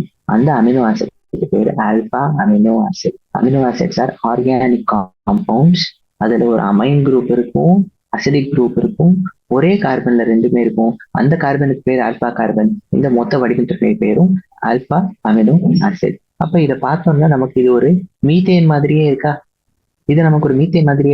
அப்போ இந்த மீத்தேன் போன்ற இந்த வடிவத்தை தான் நம்ம என்ன சொல்றோம்? இந்த மீத்தேன்ல இருக்கிற அந்த 4 ஹைட்ரஜனையுமே தூக்கி ஒரு இடத்துல நம்ம NH2வும் இன்னொரு இடத்துல கார்பன் ஆசிடும் போட்டு இந்த மாதிரி பல வித்தியாசமான குரூப்ஸ் எல்லாம் நம்ம அந்த மீத்தேன்லயே மாத்தி மாத்தி போட்டோம்னா அதுக்கு பேரு தான் என்னது, சப்ஸ்டிடியூட்டட் மீத்தேன் அப்படின்னு சொல்றோம். சரிங்களா? அப்போ ஒரு கார்பன்ல ஒரு கார்பன்ல 4 பக்கமும் 4 விதமான குரூப் போய் சேரலாம். ஒரு கார்பன்ல 4 பக்கமுமே 4 விதமான குரூப் போய் சேர முடியும். ஒரு இடத்துல நம்ம என்ன சொல்லிட்டோம், அமைன் குரூப் சேர்ந்திருக்குன்னு சொல்லிட்டோம். ஒரு இடத்துல என்ன சொல்லிட்டோம், அமைன் குரூப் சேர்ந்திருக்குன்னு சொல்லிட்டோம். இன்னொரு இடத்துல என்ன சேர்ந்திருக்குன்னு சொல்லிட்டோம், கார்பன் சாரி ஆசிட் குரூப் சேர்ந்திருக்குன்னு சொல்லிட்டோம். இன்னொரு இடத்துல ஹைட்ரஜன் தான் சேர்ந்திருக்கும். இந்த 4வது குரூப் எதுவா வேணா இருக்கலாம். அந்த எதுவா வேணா இருக்கலாங்கிற குரூப் ஆறுன்னு நான் போடுறேன். ஆறுன்னா இந்த குரூப் தான் கிடையாது, என்ன குரூப்பா வேணா அந்த 4வது குரூப் இருக்கு. சரிங்களா? இப்போ இந்த எல்லாமே என்னதுதான், இந்த 4 இடத்துலயுமே இருக்கிற இந்த 4 குரூப்புகளையும் பாத்தீங்கன்னா இதை வச்சுதான் நம்ம என்னன்னு சொல்றோம், சப்ஸ்டிடியூட்டட் மீத்தேன். மீத்தேன்ல இருக்கிற 4 ஹைட்ரஜனையும் தூக்கி ஒரு ஹைட்ரஜன் மட்டும் வச்சுக்கிட்டு, இந்த ஒரு ஹைட்ரஜன் மட்டும் வச்சுக்கிட்டு மிச்சம் இருக்கிற 3 இடத்துலயும் வேற வேற குரூப் போடுறதுக்கு பேரு தான் சப்ஸ்டிடியூட்டட் மீத்தேன். அப்ப அமினோ ஆசிடுடைய வடிவம் பாத்தீங்கன்னா ஒரு சப்ஸ்டிடியூட்டட் மீத்தேன் போல இருக்கு. இந்த 4 குரூப்பும் என்னென்னது, ஒரு ஹைட்ரஜன் குரூப் இருக்கும், ஒரு கார்பாக்சில் குரூப் இருக்கும், ஒரு அமைனோ குரூப் இருக்கும், இன்னொன்னு வேரியபிள் குரூப். வேரியபிள்னா என்ன குரூப்பா வேணா இருக்கலாம், என்ன குரூப்பா இருக்கலாம், அதை நம்ம ஆறு நம்ம எழுதுறோம். ஆர் குரூப் எப்படி மாறுபடுதோ, இந்த ஆர் குரூப் ஹைட்ரஜனா இருந்தா ஒரு அமினோ ஆசிட், OH இருந்தா ஒரு அமினோ ஆசிட், மிட்டைலா இருந்தா ஒரு அமினோ ஆசிட். அப்ப இந்த ஆர் குரூப் எப்படி மாறுபடுதோ அதை பொறுத்த நம்மளுடைய அமினோ ஆசிடும் மாறுபடும். ஆர் குரூப் எப்படி மாறுபடுதோ அதை பொறுத்துதான் நம்மளுடைய அமினோ ஆசிடும் மாறுபடும். இப்ப இந்த ஆர் குரூப் என்னவா இருக்கலாம், என்னெல்லாமா இருக்கலாம், இது எல்லாமே உங்களுக்கு நீட் எக்ஸாம்ல கேட்பான். இப்ப இங்க இருந்து நான் சொல்லக்கூடிய எல்லா ஒரு வரியுமே உங்க பரீட்சையில வரும். ஒரு வரியுமே உங்களுடைய பரீட்சையில வரும். என்னெல்லாம் ஆர் குரூப் இந்த புரோட்டீனேஷியஸ் அமினோ ஆசிட், அதாவது புரோட்டீனை உருவாக்கக்கூடிய இந்த அமினோ ஆசிட்ல ஆர் குரூப் என்னவா இருக்கலாம் அப்படின்னா ஒரு ஹைட்ரஜனா இருக்கலாம், ஒரு ஹைட்ரஜனா இருக்கலாம். ஹைட்ரஜனா இருந்துச்சுன்னா அதுக்கு பேரு கிளைசின். மிதைலா இருக்கலாம், மிதைலா இருந்தா அதுக்கு பேரு அலனின். ஹைட்ராக்சி மிதைலா இருக்கலாம், அதுக்கு பேரு செரின். அப்போ உங்களுக்கு 20 அமினோ ஆசிட்ஸ் இருக்கு. எத்தனை அமினோ ஆசிட்ஸ் இருக்குன்னா 20 அமினோ ஆசிட்ஸ் இருக்கு. 20 அமினோ ஆசிட்ஸ் இருக்கு. ஆனா நம்ம இந்த 3 மட்டும் நம்ம ஒதுக்கி பார்ப்போம். பாருங்க, கிளைசீன்ல எப்படி இருக்கு. இது வந்துட்டு இதோடைய வடிவம் நான் தப்பா வரைஞ்சிருக்கேன். அதாவது COOH தான் எப்பயுமே மேல வரணும், தெரியல. COOH எல்லாத்தையும் மேல வரணும், NH2 ரைட்டுக்கு போயிடணும், ஹைட்ரஜன் லெஃப்ட்ல தான் இருக்கணும், கீழே தான் இந்த ஆர் போட்டுக்கணும். ஹைட்ரஜன் இங்க வந்துடணும், COOH இங்க வந்துடும், நைட்ரஜன் அமைன் குரூப் இங்கிட்டு வந்துடணும். சரிங்களா? ஆனாலும் சரி, இப்போதைக்கு இதை விட்டு வச்சிருவோம். இதை நீங்க வந்துட்டு அப்படியே திருப்பி பாத்துக்கிற மாதிரி, இதை நீங்க அப்படியே எப்படி திருப்பி பாத்துக்கணும்னு நான் வேண்டிக்கிறேன். சரியா? அப்போ கிளைசீன்ல என்ன இருக்கு, இந்த ஆருக்கு பதிலா என்ன இருக்குன்னா ஒரு ஹைட்ரஜன் இருக்கு. டப்பாக்குள்ள போட்டிருக்கானா ஒரு ஹைட்ரஜன் இருக்கு கிளைசீன்ல. அப்ப அந்த ஆறு தான் ஹைட்ரஜன், ஹைட்ரஜன் தான் அந்த ஆறு கிளைசீன். அலனின்ல CH3 தான் அந்த ஆறு, செரீன்ல CH2OH தான் அந்த ஆறு. எல்லாமே புது புது பேர்கள். பயோமாலிக்யூல்ஸ் லெசன் உங்களுக்கு கஷ்டமா இருந்தா இது ஒரு காரணமா இருக்கு. புது புது பெயர்கள், பல புது புது பெயர்கள் வரும். அதனாலதான் இந்த பயோமாலிக்யூல்ஸ் லெசன் சில பேருக்கு கஷ்டமா இருக்கும். ஆனா நீங்க போக போக வந்துட்டு உங்களுக்கு ரொம்ப சுலபமா போயிடும் இந்த லெசன். ஏன்னா நீங்க எப்படி இதை நீங்க பல வாட்டி நீங்க படிச்சிருப்பீங்க, அத்தனை வாட்டி நீங்க படிச்சு முடிச்சதுக்கு அடுத்து உங்களுக்கு வந்துட்டு இது ரொம்ப சுலபமாவே போயிடும். சரிங்களா? அப்ப இங்க நம்ம என்ன பாக்குறோம் அப்படின்னா மிதைல் இருக்கு, ஹைட்ராக்சி மிதைல் இருக்கு, எல்லாமே சொல்லிட்டோம். இப்போ 3 of the 20, இந்த 20 இருக்கு மொத்தமா. அப்ப இந்த 20ல 3 வந்துட்டு உங்களுக்கு அந்த ஃபிகர்ல காட்டியிருக்கோம்னு சொல்றாங்க. இந்த ஃபிகரையும் நான் உங்களுக்கு காட்டு. சரிங்களா? அதுக்கு அடுத்து இப்போ இந்த அமினோ ஆசிட்ஸ் எப்படி இருக்கலாம், ஆரை பொறுத்து மாறுபடுதுன்னு காட்டிட்டோம். எப்படி காட்டணும், ஆறுல வந்துட்டு ஒரு இடத்துல ஹைட்ரஜன் இருக்கு, கிளைசின் ஆகுது, CH3 இருக்கு, அலனின் ஆகுது, CH2OH இருக்கு, செலின் ஆகுது. இந்த மாதிரி ஆறு எப்படி இருக்கோ அதை பொறுத்து அவருடைய அமினோ ஆசிடும் மாறுபடுது அப்படின்னு நம்ம காட்டிட்டோம். இப்போ chemical and physical properties of amino. இந்த அமினோ ஆசிடுடைய வெவ்வேறு ப்ராப்பர்ட்டிஸ் எல்லாமே இந்த ஆறுனாலையும் அமினோ கார்பாக்சைல் குரூப்னாலையும் தான் வருது. ஏன்னா ஹைட்ரஜனால ஒன்றும் வரப்போறது இல்லை, ஹைட்ரஜன் எல்லா இடத்துலையும் இருக்கு, அதால ஒன்றும் பெருசா வித்தியாசம் வந்துட போறது. அப்போ ஒருவேளை நம்மளுடைய அமினோ ஆசிட்ல CH2 சாரி நம்மளுடைய அமினோ ஆசிட்ல 2 குரூப் இருக்கா. முதல் குரூப் என்னது, அமைன் குரூப் இருக்கா. அமைன் குரூப் ஜாஸ்தியா இருந்தா, அமைன் குரூப் இருக்கு, ஒரு ஆசிட் குரூப் இருக்கு. அமைன் குரூப் ஜாஸ்தியா இருந்தா அது ஒரு பேசிக் அமினோ ஆசிட். அமைன் குரூப் ஜாஸ்தியா இருக்கையில அதை நம்ம என்னன்னு சொல்றோம், பேசிக் அமினோ ஆசிட்னு சொல்றோம். ஆசிட் குரூப் ஜாஸ்தியா இருக்கையில அதை நம்ம என்னன்னு சொல்றோம், ஒரு அசிடிக் அமினோ ஆசிட்னு சொல்றோம். ஆசிட் குரூப் ஜாஸ்தியா இருக்கிறப்ப அது எதுன்னு சொல்றோம், அசிடிக் அமினோ ஆசிட்னு சொல்றோம். அமினோ ஆசிட் நான் AN தான் போடுது. இந்த பேசிக் அமினோ ஆசிடுக்கும் அசிடிக் அமினோ ஆசிடுக்கும் என்னெல்லாம் அப்போ வித்தியாசம், பேசிக் அமினோ ஆசிடுக்கும் அசிடிக் அமினோ ஆசிடுக்கும் என்னெல்லாம் வித்தியாசம் அப்படின்னு இப்ப நம்ம பார்ப்போம். பேசிக் அமினோ ஆசிட்ல அமைன் குரூப் ஜாஸ்தியா இருக்கும், அசிடிக் அமினோ ஆசிட்ல அமைன் குரூப் ஆசிட் குரூப் ஜாஸ்தியா இருக்கும். ரெண்டுமே ஒரே அளவுக்கு இருந்தா அது ஒரு நியூட்ரல் அமினோ ஆசிட். எல்லாத்துக்குமே உதாரணம் இருக்கு. பேசிக் அமினோ ஆசிட் அப்படின்னா என்னதுப்பா? பேசிக் அமினோ ஆசிட்ங்கிறப்போ இதுல வந்துட்டு அமிலம் காரம் அப்படின்னு நம்ம பிரிக்கிறோமா, அந்த காரத்தினுடைய குவாலிட்டி ஜாஸ்தியா இருக்கும். அந்த அமினோ ஆசிட்ல காரத்தினுடைய குவாலிட்டி ஜாஸ்தியா இருக்கும். உங்களுக்கு உதாரணங்கள்ல பேசிக் அமினோ ஆசிட்ல லைசின் கொடுத்துருக்காங்க, நியூட்ரல்ல வேலின் கொடுத்துருக்காங்க, அசிடிக்ல குளூட்டாமிக் ஆசிட் கொடுத்துருக்காங்க. இந்த எல்லாமே ஒண்ணு சரியா. இப்போ அரோமேட்டிக் அமினோ ஆசிட் அப்படின்னு இருக்கு. இந்த ஆர் குரூப்னா என்னது, அந்த கடைசி அந்த கீழே இருக்கிற அந்த ஆர் குரூப் ஒருவேளை அரோமேட்டிக்கா இருந்தா, அதாவது பென்சீன் ரிங் போன்ற ஏதாவது இருந்தா, பென்சீன் அல்லது வேற ஏதாச்சும் ஒரு அரோமேட்டிக் ரிங் இருந்தா அதை நம்ம என்னன்னு சொல்லுவோம் அப்படின்னா அரோமேட்டிக் அமினோ ஆசிட் அப்படின்னு சொல்லுவோம். என்னன்னு சொல்லுவோம்? அரோமேட்டிக் அமினோ ஆசிட்னு சொல்லுவோம். அதுக்கு உதாரணம் இருக்கு டைரோசின், பினைலலனின், டிரிப்டோஃபான். மறந்துடக்கூடாது, எல்லாமே முக்கியம். பேர் கஷ்டமா இருக்கும் தெரியும், ஆனா எல்லாமே முக்கியம் தான். இன்னொன்னு முக்கியமான விஷயம் ஜுவிட்டர் அயானிக் ஃபார்ம். ஆமா, ஜுவிட்டர் அயானிக் ஃபார்ம். ஜுவிட்டர் அயானிக் ஃபார்ம்ங்கிறது வெவ்வேறு பிஹெச்ல இந்த அமினோ ஆசினுடைய வடிவம் சில வேளையில மாறிடும். எப்படி மாறும்? ரொம்பலாம் மாறாது, ரொம்ப குட்டியா மாறும். என்ன ஆகுதுன்னா ஒரு ஹைட்ரஜன் அங்கிட்டு இருந்து இங்கிட்டு வந்துடும், இல்லைன்னா இங்கிட்டு இருந்து அங்கிட்டு போயிடும், அவ்வளவுதான். வேற வேற பிஹெச்ல அந்த ஹைட்ரஜன் அங்கிட்டு இருந்து இங்கிட்டு இருந்தா அங்கிட்டு போயிடும். எங்கிட்டு இருந்து எங்கிட்டு போகும்னா ஆசிட்ல இருந்து ஹைட்ரஜன் வெளியே போயிடும், அமைன் குரூப்ல ஒரு ஹைட்ரஜன் வந்து சேர்ந்துரும். ஆசிட்ல இருந்து ஒரு ஹைட்ரஜன் வெளியே போய் அமைன்ல ஒரு ஹைட்ரஜன் வந்து சேர்ந்துச்சுன்னா அதுக்கு பேரு ஜுவிட்டர் அயானிக் ஃபார்ம். அதுக்கு பேர் என்னதுப்பா? ஜுவிட்டர் அயானிக் ஃபார்ம். இந்த ஜுவிட்டர் அயானிக் ஃபார்ம்ங்கிறது ஒரு அதுக்கு அது உருவாக்குறதுக்கு ஒரு சரியான பிஹெச் இருக்கு. ஒரு அமினோ ஆசிடும் ஜுவிட்டர் அயானிக் ஃபார்ம்ல இருக்கணும்னா அதுக்குன்னு ஒரு பிஹெச் இருக்கு. அந்த பிஹெச்ல தான் அந்த அமினோ ஆசிட் அந்த ஜுவிட்டர் அயானிக் ஃபார்ம்ல இருக்க முடியும், எல்லா பிஹெச்லயும் இருக்க முடியாது. சரிங்களா? அதுக்கடுத்து என்ன இருக்கு, நம்ம வந்துட்டு வேற வேற பிஹெச்ல அப்ப என்ன நம்ம புரிஞ்சுக்க முடியுது? அமினோ ஆசிடுடைய வடிவம் மாறிடும். ஏன் அப்படி மாறுது? ஏன்னா ஒரு ஆசிட் குரூப் இருக்கு, ஆசிட் குரூப் என்ன செய்யும்? ஹைட்ரஜனை தூக்கி கொடுத்துரும். இதே ஒரு பேசிக் குரூப்பும் இருக்கு, பேசிக் குரூப் என்ன செய்யும்? ஹைட்ரஜனை வாங்கி எடுத்துரும், இல்லையா? அப்ப ரெண்டு விதமான குரூப் இருக்கிறப்போ, ரெண்டு விதமான வெவ்வேறு குவாலிட்டி அல்லது ப்ராப்பர்ட்டி இருக்கிறப்போ இந்த வடிவம் மாறிக்கிட்டே தான் இருக்கும். வேற வேற பிஹெச்ல மாறிக்கிட்டே தான் இருக்கும். அவ்வளவுதான் சொல்ல வராங்க. அதுக்கடுத்து கொழுப்பு. இப்ப நம்ம வந்துட்டு நம்ம அமினோ ஆசிட்ஸ் பத்தி பார்த்துட்டோம். ரெண்டாவது பார்க்க போறது என்னது? லிபிட்ஸை பத்தி பார்ப்போம், இல்லையா? லிபிட்ஸ், நியூக்ளியோடைட்ஸ் பார்த்தா இந்த ஃபர்ஸ்ட் செக்ஷன் முடியும். லிபிட்ஸ் அப்ப எப்படி இருக்கு? நம்ம இப்ப லிபிட்ஸ் பார்த்தோம்னா லிபிட்ஸ்ல வந்துட்டு லிபிட்ஸ் தண்ணியில கரையாது. நீங்க கொழுப்பை தூக்கி நீங்க வந்துட்டு தண்ணியில போட்டீங்கன்னா அது தண்ணியில கரையாது. ரொம்ப முக்கியமான ஒரு ப்ராப்பர்ட்டி கொழுப்பை பத்தி எடுத்தீங்கன்னா இதுதான், தண்ணியில கரையாது. நீங்க எண்ணெயை தூக்கி தண்ணியை ஊத்துனீங்கன்னா அது மேலேயே தான் அது நிற்கும், உள்ள போய் கரையுமா? கரையாது. அப்ப தண்ணியில கரையாதுங்கிறது அந்த லிபிட்ஸை பத்தினா முக்கியமான ஒரு பாயிண்டே அது தண்ணியில கரையாதுங்கிற பாயிண்ட் தான். சரிங்களா? அப்ப இது ஒண்ணு இருக்கு. வேற என்ன இருக்கு லிபிட்ஸை பத்தி அப்படின்னா, உங்களுக்கு ஒரு ஆர் குரூப் இருக்கும், ஒரு கார்பாக்சில் குரூப் இருக்கும், ஒரு ஆர் குரூப் இருக்கும். இந்த லிப்பிடுங்கிறது ஃபேட்டி ஆசிட்ஸா இருக்கு. ஃபேட்டி ஆசிடுங்கிறது ஒரு மோனோமர் அப்படின்னு, மோனோமர்னு சொல்ல முடியாது. ஃபேட்டி ஆசிட்னா இது ஒரு மோனோமர்னு வச்சுக்கோங்க. ஃபேட்டி ஆசிட்ங்கிறது ஒரு மோனோமர்னு வச்சுக்கோங்க. இந்த ஃபேட்டி ஆசிட் இன்னும் பல மிச்ச சில காம்பவுண்டுகளோட சேர்றப்போ அது வந்துட்டு பெரிய பெரிய லிப்பிட்ஸ் உருவாக்கலாம். பெரிய லிப்பிட்ஸ்னா என்ன சொல்ல, அதனுடைய வடிவம் மாறும். நான் வந்துட்டு உங்களுக்கு அதை எப்படி இன்னும் கொஞ்ச நேரத்துல காட்டிக்கிட்டேன். அப்போ ஃபேட்டி ஆசிட் தான் எல்லாத்தையும் விட ரொம்ப பேசிக்கான லிப்பிட். ஃபேட்டி ஆசிட்ங்கிறது எல்லாத்தையும் விட ரொம்ப பேசிக்கான லிப்பிட். நீங்க இப்ப வேதியியல்ல நீங்க வந்துட்டு இந்த மாதிரி படிப்பீங்க இல்லையா? இந்த மாதிரி ஒரு வடிவங்கள்லாம் நீங்க படிப்பீங்க இல்லையா? எப்படி படிப்பீங்கன்னா இதெல்லாம் பார்ப்பீங்க இல்லையா? இப்படி இருக்கும் எல்லாமே. இந்த மாதிரி நீங்க வடிவங்கள் பார்த்துருக்கோம். பூரா கார்பன் செயின். இந்த கார்பன் இந்த லிப்பிடுங்கிறது தண்ணியில கரையாதுங்கிறது தான் முக்கியமான விஷயம். தண்ணியில கரையாது கிட்டத்தட்ட எல்லாத்தையுமே நம்ம லிப்பிட் அப்படின்னு சொல்லிக்கிறோம். தண்ணியில கரையாத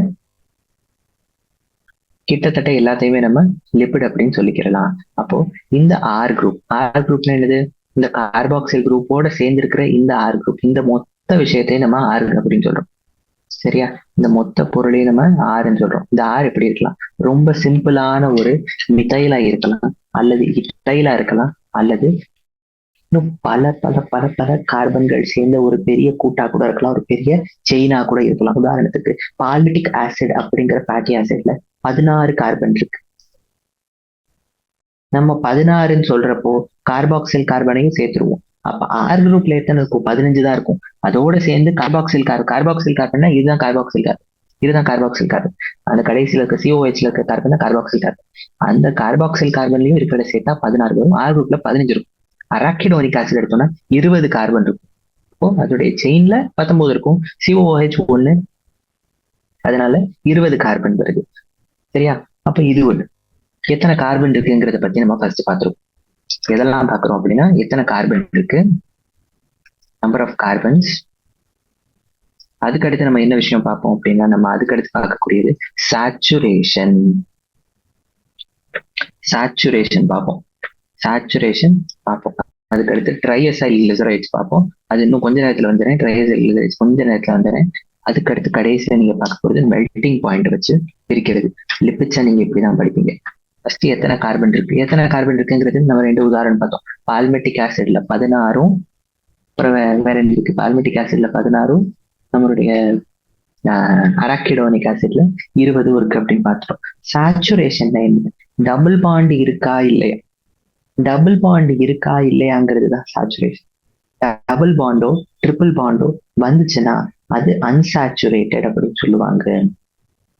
என்ன அர்த்தம்? டபுள் பாண்டோ ட்ரிபிள் பாண்டோ வந்துச்சுன்னா அதுக்கு பேரு அன்சாச்சுரேட்டட். டபுள் பாண்டே இல்லைன்னா, ட்ரிபிள் பாண்டே இல்லைன்னா, ஃபேட்டி ஆசிட்ல ட்ரிபிள் பாண்ட் வராது, டபுள் பாண்ட் தான் வரும். அப்போ டபுள் பாண்டே இல்லைன்னா அதுக்கு பேரு சேச்சுரேட்டட்.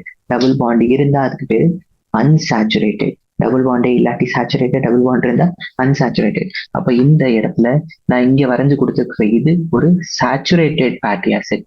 இந்த இடத்துல ஒரு டபுள் பாண்ட் உருவாக்கிட்டேன்னா அது அன்சாச்சுரேட்டட் ஃபேட்டி ஆசிட். இன்னொரு டபுள் பாண்ட் உருவாக்கினா என்ன ஆகும்? அப்பயும் அன்சாச்சுரேட்டட் ஃபேட்டி ஆசிட் தான். 2 டபுள் பாண்டையும் நீக்கிட்டா அது ஒரு சாச்சுரேட்டட் ஃபேட்டி ஆசிட். அதுக்கு அடுத்து ட்ரைஎசைல் கிளிசரால். ட்ரைஎசைல் கிளிசரால் இங்க பார்ப்போம். இதுதான் கிளிசரால். இங்க போட்டிருக்காங்களா கிளிசரால்னு? இதுதான் கிளிசரால். CH2OH, CHOH, CH2OH. இந்த CCCங்கிற அந்த 3 ஒரு செயின்ல இருக்கும். இந்த OHங்கிற சைட்ல வந்து சொருகி இருக்கும். இதுதான் இதோடைய வடிவம். பால்மெட்டிக் ஆசிடோடைய வடிவம் பார்த்துக்கோங்க. பால்மெட்டிக் ஆசிட் இந்த மாதிரி இருக்கும். ஒரு CH3 இங்கிட்டு கொடுத்துருக்கான். அப்ப அங்கிட்டு ஒரு கார்பன், நடுவுல CH2வே 14 வாட்டி வந்திருக்கு. இது இங்க ஒரு 14 கார்பன். இப்போ மொத்தமா 15 கார்பன் இப்போதைக்கு வந்திருக்கு. கடைசியில இருக்கிற இந்தையும் சேர்த்துட்டோம்னா, எது COOH சேர்த்துட்டோம்னா இன்னொரு கார்பன் வந்துடும். மொத்தமா எத்தனை கார்பன் இருக்கு? 16 கார்பன் இருக்கு. இப்போ 16 கார்பன் கொண்ட இந்த மாலிகுலுக்கு பேரு தான் பால்மெட்டிக் ஆசிட். இப்போ பால்மெட்டிக் ஆசிட் போன்ற ஒரு ஃபேட்டி ஆசிட் என்ன நடக்கும் அப்படின்னு பார்த்தோம்னா, ஒரு ஃபேட்டி ஆசிட் போய் கிளிசரால்ல சேர்ந்துடும். கிளிசரால்ல என்ன ஆயிரும்? ஃபேட்டி ஆசிட் போய் சேர்ந்துடும். இப்போ இந்த இடத்துல கிளிசராலுடைய வடிவம் இப்படி சி இருக்கு, இன்னொரு சி இருக்கு, இன்னொரு சி இருக்கு. நான் கார்பன் மட்டும் தான் இப்போதைக்கு வரையேன். இந்த இடத்துல இது கிளிசரால், இது வெறுமனே ஒரு கிளிசரால். இந்த இடத்துல இந்த கார்பன்ல இருக்கிற ஒரு OH இருக்குமா? அந்த கார்பனோட OH சேர்ந்திருக்கா? ஹெச் நீங்க விட்டுருங்க, ஹெச் புறத்தையும் விட்டுருங்க. இங்க ஒரு OH இருக்கா?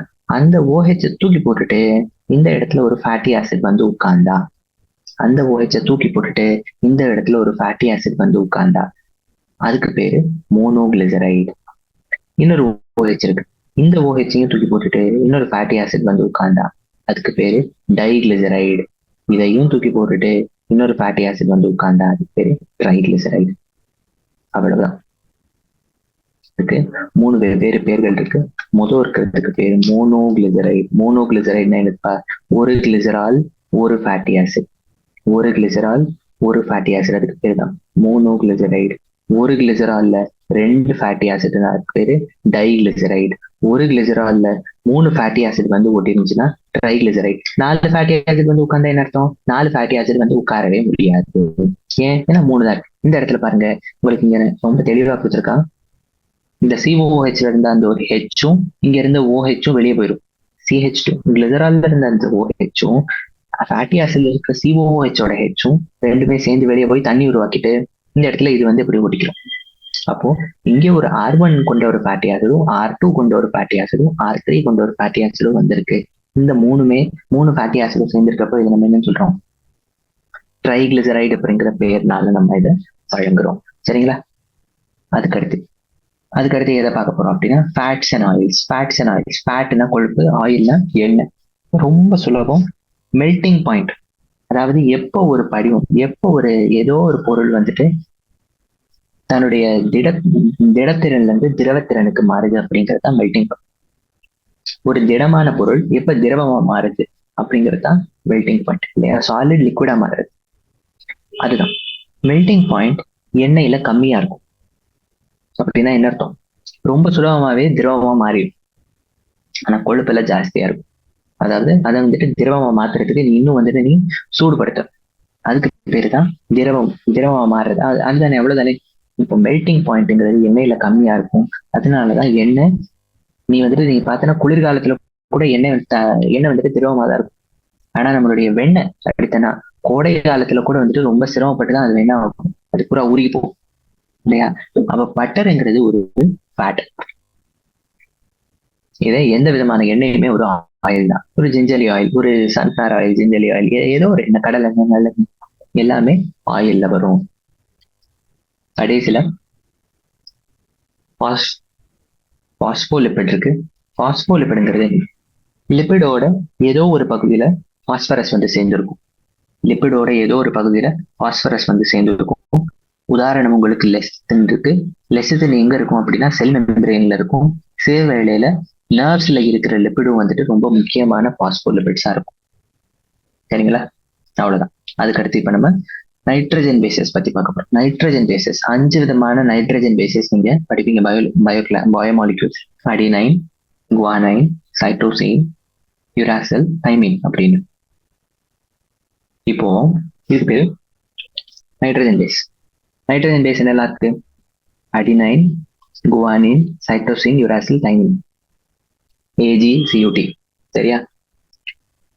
இப்போ இந்த நைட்ரஜன் பேஸோட உங்களுக்கு வந்துட்டு நைட்ரஜன் பேஸோட எதுவும் சேர்ந்துருச்சு அப்படின்னா ஒரு சுகரும் சேர்ந்துருச்சு அப்படின்னா அதை நீங்க நியூக்ளியோசைடுன்னு சொல்லுவீங்க. இந்த நைட்ரஜன் பேஸோட சுகரும் சேர்ந்துருச்சு, அதோட என்ன சேர்ந்துருச்சுன்னா ஒரு பாஸ்பரஸ் வந்து பாஸ்பேட் சேர்ந்துருச்சு அப்படின்னா அந்த நேரத்துல அதை நீங்க என்னன்னு சொல்லணும்? நியூக்ளியோடைடுன்னு சொல்லுவீங்க. இப்போ 3 விதமான பேர் இருக்கு. முதல் பேர் என்னது? Nitrogen base. ரெண்டாவது நியூக்ளியோடைடு. மூணாவது நியூக்ளியோசைடு. அதாவது நியூக்ளியோசைடுங்கிறது நைட்ரஜன் பேஸும் சுகரும் மட்டும் சேர்ந்தா நியூக்ளியோசைடுன்னு சொல்லுவாங்க. நைட்ரஜன் பேஸும் சுகரும் சேர்த்து இருக்கிற அந்த நியூக்ளியோசைட்ல தூக்கிட்டு கொண்டு போய் நீ ஒரு பாஸ்பேட்டையும் சேர்த்து விட்டேன்னா அதுக்கு பேரு நியூக்ளியோடைடு அப்படின்னு நம்ம சொல்லுவோம். சரிங்களா? அப்ப என்னெல்லாம் இருக்கு நமக்கு? நியூக்ளியோசைட்ஸ் என்னெல்லாம் இருக்கு? அடினைன் அப்படிங்கிறதோட ஏதோ ஒரு சுகர் சேர்த்தேன்னா அடினோசின். குவானினோட ஒரு சுகர் சேர்த்தா குவானோசின், தைமீனோட சுகர் சேர்த்தா தைமிடின், யுராசிலோட சுகர் சேர்த்தா யூரிடின், சைட்டோசினோட சுகர் சேர்த்தா சைட்டிடின். இது எல்லாமே நியூக்ளியோசைடு. ஏன்னா ஒரு நைட்ரஜன் பேஸோட வெறும் சுகர் மட்டும்தான் இருக்கும். ஆனா இந்த அடினோசின்ங்கிற நியூக்ளியோசைடோட நம்ம பாஸ்பேட்டும் சேர்த்தோம்னா அடினிலிக் ஆசிட் ஆயிடும். அடினிலிக் ஆசிடுங்கிறது ஒரு நியூக்ளியோடைடு.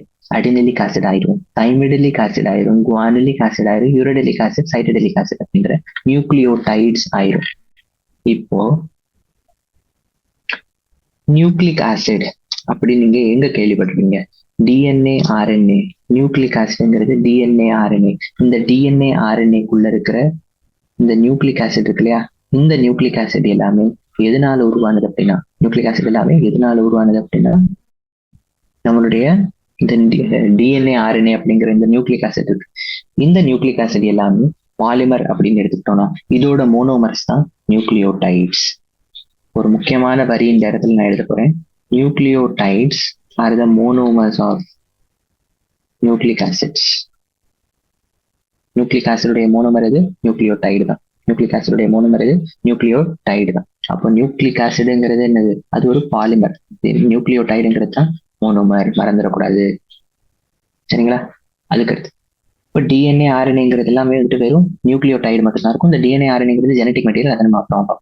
அது இப்போதைக்கு தேவையில்லை. இந்த வடிவம் ரொம்ப முக்கியம். கொலஸ்ட்ராலுடைய வடிவம் ரொம்ப முக்கியம். இப்படி ஒரு டயக்ராம் கொடுத்துட்டு இது என்னன்னு கேட்பான். கொலஸ்ட்ராலுங்கிறது ஒரு லிப்பிடு தானே. இந்த லிப்பிடோட இந்த கொலஸ்ட்ராலுடைய வடிவம் முக்கியம்.